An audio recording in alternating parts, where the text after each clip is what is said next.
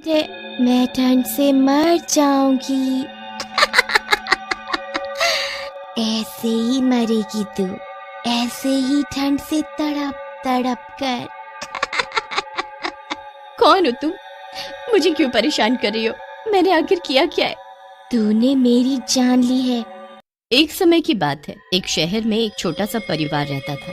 उस परिवार में मनीष, उसकी पत्नी रमा और उनकी 5 साल की बेटी कुकी रहते थे। कुकी अपने पापा की बड़ी ही लाडली बेटी थी, पर कुकी की माँ उसे जरा भी प्यार नहीं करती थी। एक दिन वो स्कूल से आते ही घूमने जाने की रट लगा बैठती है। मेरी छुट्टियां पड़ गई हैं माँ पापा, चलो न कहीं घूमने चलते। अगले दिन मनीष के बॉस मनीष को किसी काम से हिमाचल से 50 किलोमीटर दूर किसी काम से भेजते हैं। मनीष के मन में तभी घूमने का ख्याल आता है। वो घर जाकर ये खुशखबरी सबको देता है। अगले हफ्ते हम अपने पहाड़ों वाले घर में घूमने जा रहे हैं। मुझे बीच में एक दिन के लिए ऑफिस के काम से थोड़ा आगे जाना होगा, पर बाकी वक्त हम वहीं उसी घर में एंजॉय करेंगे। कुकी खुशी से उछल पड़ती है और अपने पापा के गले लग जाती है। एक हफ्ता ऐसे ही निकल जाता है। सब जाने की तैयारी करने लगते हैं। कुकी भी अपना सब जरूरी सामान बैग में भर लेती है। सब लोग हिमाचल पहुंच जाते हैं। अगले दिन जैसे ही सुबह होती है, कुकी जल्दी से बिस्तर से बाहर निकलती है और खिड़की से बर्फ देखने लगती है। बर्फ देखकर तो वो खुशी से झूम उठती है और बाहर जाने की जिद करने लगती है। हद ही हो गई है इस लड़की की तो। इसकी वजह से मैं अपने पति के साथ थोड़ा भी वक्त नहीं गुजार पाती।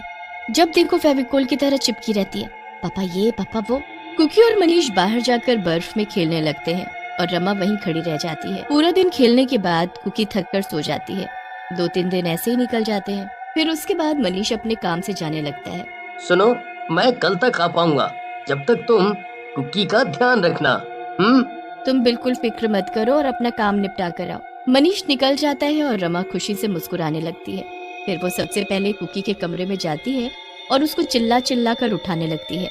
तुझे बड़ा शौक था ना बर्फ में घूमने का? चल, तुझे मैं अभी घुमाती हूँ। अभी तो रात होने वाली है ना माँ। मैंने जो बोला समझ में नहीं आ रहा है क्या? चल अभी के अभी बाहर चल। कुकी को कुछ समझ नहीं आता और उसकी माँ उसे इतने में घसीटते हुए बाहर ठंड में ले जाती है।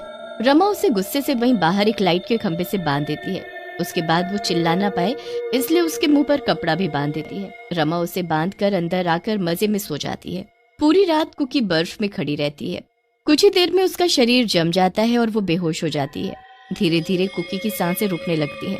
सुबह तक कुकी की जान निकल जाती है और वो वहीं खड़े खड़े मर जाती है। सुबह होते ही रमा कुकी को देखने जाती है, पर उसे मरा देख उसकी हालत खराब हो जाती है। अरे ये क्या हो गया? इसकी तो सांस रुक गई। हे भगवान, ये तो मर चुकी है। अब मैं क्या करूं? एक काम करती हूँ, इसे जल्दी से अंदर ले जाकर लिटा देती हूँ। रमा कुकी को उसके बिस्तर पर लिटा देती है। वो घबराहट के मारे यहाँ से वहाँ टहलती रहती है और इतने में मनीष आ जाता है। देखो कुकी, मैं आ गया। अब वो कुकी अभी सोई है। मनीष अगले दिन उठते ही कुकी को उठाने जाता है, पर कुकी तो हिलती भी नहीं। काफी देर बाद मनीष को समझ आता है कि कुकी मर चुकी है।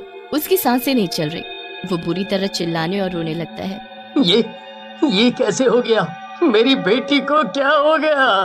मनीष को इस बात का बहुत सदमा लगता है। कुछ दिन ऐसे ही बीत जाते हैं। मनीष और रमा अपने घर भी वापस आ चुके होते हैं। फिर एक रात जब मनीष सो रहा होता है तो रमा को एक ठंडी हवा का झोंका आता है। अरे इस गर्मी में ये ठंडी बर्फ जैसी हवा कैसे? रमा उठकर देखती है तो नीचे फर्श पर बर्फ ही बर्फ पड़ी होती है। इतनी गर्मी में ये बर्फ कहाँ से आई?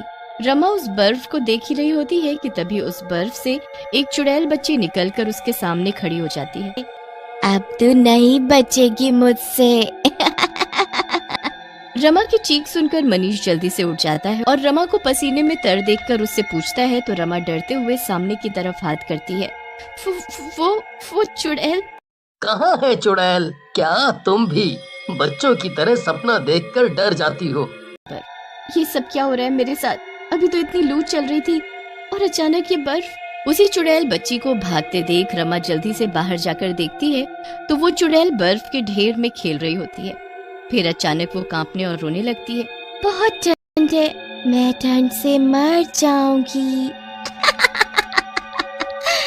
ऐसे ही मरेगी तू, ऐसे ही ठंड से तड़प तड़प कर। कौन हो तुम? मुझे क्यों परेशान कर रही हो? मैंने आखिर किया क्या है? तूने मेरी जान ली है। मैं कोई और नहीं बल्कि तुम्हारी बेटी कुकी हूँ, जिसे तुमने मार डाला। अब मैं अपनी मौत का बदला लेने आई हूँ और अपना बदला लिए बिना मेरी आत्मा को शांति नहीं मिलेगी। और सीधा अपने कमरे में जा छुपती है। उसे कुछ समझ नहीं आ रहा होता कि वो करे तो क्या करे, क्योंकि वो ये बात अपने पति को भी नहीं बता सकती थी। मनीष रमा को देख उससे पूछता है तो वो घबराकर जवाब देती है, वो बस कुछ नहीं, वो बस मैंने रात को जो सपना देखा था ना, उसी से डरी हुई हूँ। क्या हुआ माँ? सच बताने में डर लग रहा है क्या? मनीष उसकी ये हालत देखकर बड़ा ही परेशान हो जाता है। कुछ तो गड़बड़ है रमा। इतनी गर्मी में तुम्हारे शरीर पर बर्फ जमने लगी है। बस कुछ समय और। आधी रात तक रमा की हालत बहुत ही खराब हो जाती है। मुझे बचा लो, मुझे मत मारो। कभी नहीं, तुमको मरना ही पड़ेगा। और अगर तुम बचना चाहती हो तो सब अपने मुंह से सच सच मेरे पापा को बताओ। नहीं, मैंने तुम्हारी जान नहीं ली, वो तो गलती से। किसकी जान ली है तुमने? छुपा रही हो मुझसे? सच बताओ, सच सच बताओ। रमा इतना डर जाती है कि वो सब सच सच बक देती है। उसकी बात सुनते ही मनीष जमीन पर सर पकड़कर बैठ जाता है और तेज तेज रोने लगता है। मनीष की इतनी बात सुनते ही कुकी उसको दिखने लगती है। कुकी को देख मनीष बहुत दुखी भी होता है और खुश भी। इसमें आपकी कोई गलती नहीं थी पापा। मुझे तो खुद नहीं पता था कि मेरी माँ मेरे साथ ऐसा करेगी। खैर, अब इनको इनके किए की सजा जरूर मिलेगी। नहीं, मुझे माफ कर दो। कुकी वहाँ से गायब हो जाती है और रमा पहले की तरह ठीक भी हो जाती है, पर मनीष उसे छोड़कर हमेशा के लिए उसी घर में रहने चला जाता है जहाँ कुकी की मौत हुई थी। और रमा जिंदगी भर अकेले उस घर में पड़ी रोती रहती है।